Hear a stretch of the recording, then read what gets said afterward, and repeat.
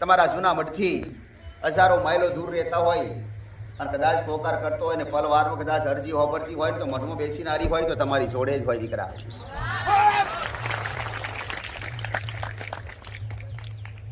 મઠ સુનો મઠ કે નવો મઠ દેવને તો બધાય મઠ સંખા લાગે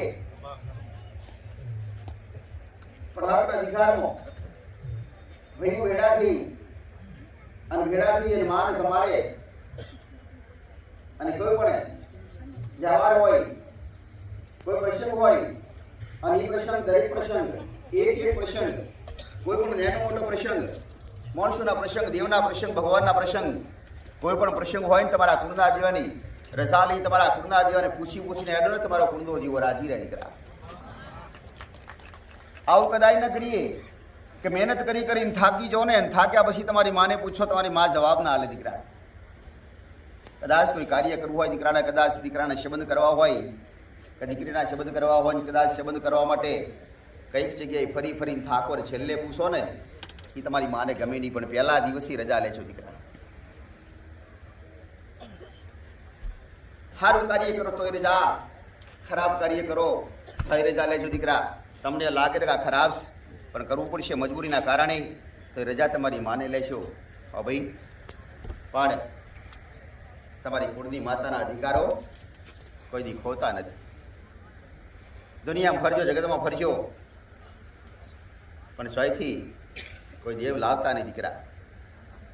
ભગવાનના મંદિરે જાઓ કે માતાજીના મંદિરે જાઓ પણ એ કદાચ તમારા મઢમાં લાવીને બિહારીએ નહીંતર એકદારે જૂનું થાય તો હક કરશે હો દીકરા. હકનો અધિકાર કરશે. 100 વર્ષ થાય 50 વર્ષ થાય 25 વર્ષ થાય તમે કદાચ તમારી ભક્તિના કારણે ચોયથી માતાઓ લાવશો ને તો જ્યારે તમે નહીં હોય ત્યારે એ જ ઘરની માતા અને ઘરના વ્યક્તિઓ પર અધિકાર કરશે કે તારી મા તારો બાપ કે તારો કોઈ વડીલ મને લાવ્યો તો એટલે તારે પૂજવી પડશે.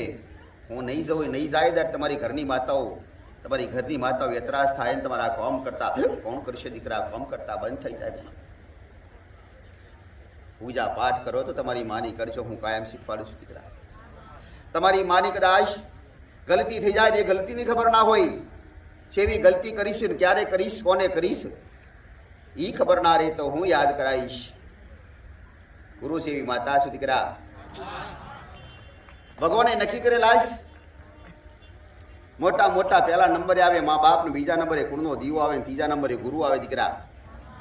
સુખદાસ મારા પહાથી સલાહ લેતા હોય મારી સલાહ હેઠતા હોય ને દરેક તો હું ગુરુ સમાન છું દીકરા. ગુરુ પર ભગવાન કે કુળનો દીવો કે ત્રાસ ન થાય. ગુરુ એવા છે દીકરા કે હાથથી સલાહ મળતી હોય. દુઃખ તો એક વાર બે વાર કોઈક મટાડશે, કંઈક દીવ બી મટાડશે, મનુષ્ય ગુરા કરશે તમારી. કોઈ કદાચ કોઈ તકલીફ હોય તો દૂર થાય, કદાચ મનુષ્ય મદદ કરે સાથ હાલે પણ જ્ઞાન તો તમારો ગુરુ ચાલે દીકરા. હાસું જ્ઞાન હારું જ્ઞાન, હાસું જ્ઞાન કે હારું જ્ઞાન ખોટું જ્ઞાન એ તમને ખબર ના હોય પણ જ્યારે અનુભવ ત્યારે